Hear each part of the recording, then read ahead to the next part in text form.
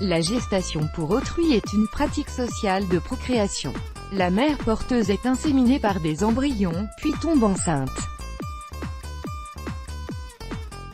Le fœtus se développe dans son ventre mais à sa naissance il sera remis au couple de commanditaires, appelés parents intentionnels.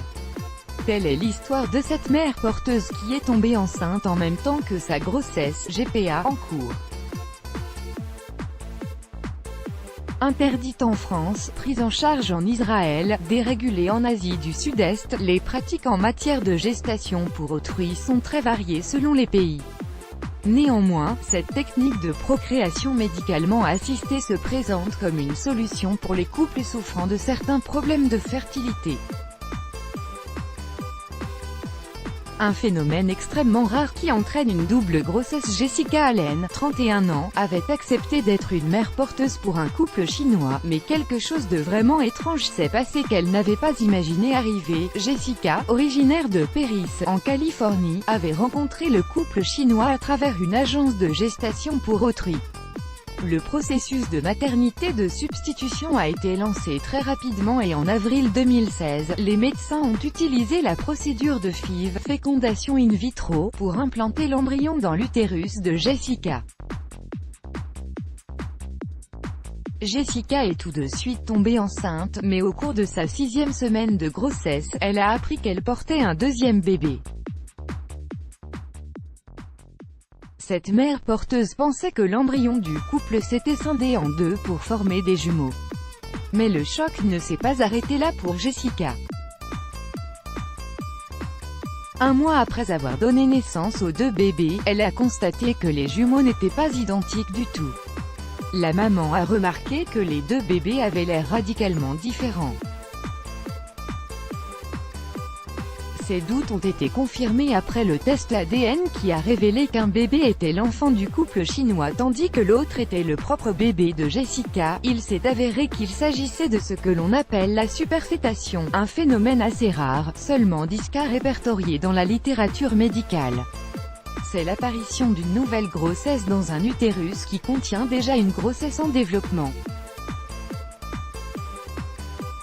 Jessica était tombée enceinte de son mari au moment que sa grossesse issue de la fécondation in vitro était en évolution.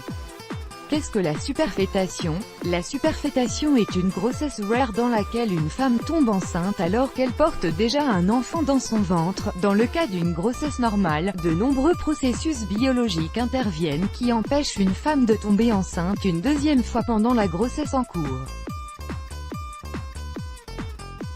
Le corps libère des hormones qui arrêtent temporairement l'ovulation. Un mucus vient en action qui se développe dans le col de l'utérus, ce qui empêche les spermatozoïdes de se déplacer vers l'utérus, et la muqueuse de l'utérus change, ce qui rend difficile l'implantation d'un autre embryon, mais dans le cas d'une superfétation, l'ovulation ne s'arrête pas. Le docteur Saïma Aftab, directeur médical à l'hôpital pour enfants Niklaus explique que dans la superfétation, une femme continue d'ovuler après avoir été enceinte, et ses ovaires libèrent un autre ovule qui est ensuite fécondé, ce qui entraîne une deuxième grossesse.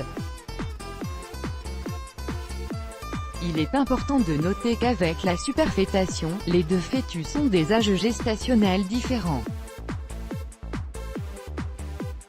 Elle a ajouté que ce phénomène peut ne pas être détecté parce que les 2 fœtus sont si proches qu'ils sont simplement considérés comme des jumeaux. Il est également difficile de savoir si les procédures de fécondation in vitro sont un facteur de risque de ce phénomène. La bataille pour obtenir la garde de son propre enfant. Lorsque Jessica a réalisé que l'un des 2 bébés était le sien, elle était ravie. Mais le chemin à parcourir était chargé de difficultés car elle s'est retrouvée mêlée à une bataille judiciaire alambiquée avec l'agence de substitution pour obtenir la garde de son fils, qui n'était pas légalement son enfant à la naissance.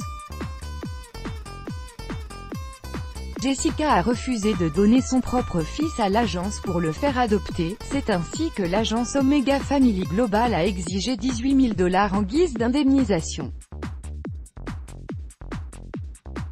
Cependant, après une lutte juridique difficile, Jessica et son mari Wardell Jasper ont réussi à obtenir la garde de leur fils, Malaki, en février 2017, qui a maintenant 10 mois. Dr Aftab note que malgré la rareté du cas d'Allen, les médecins doivent approfondir les recherches afin de mettre à jour les différents cas de figure de ce phénomène.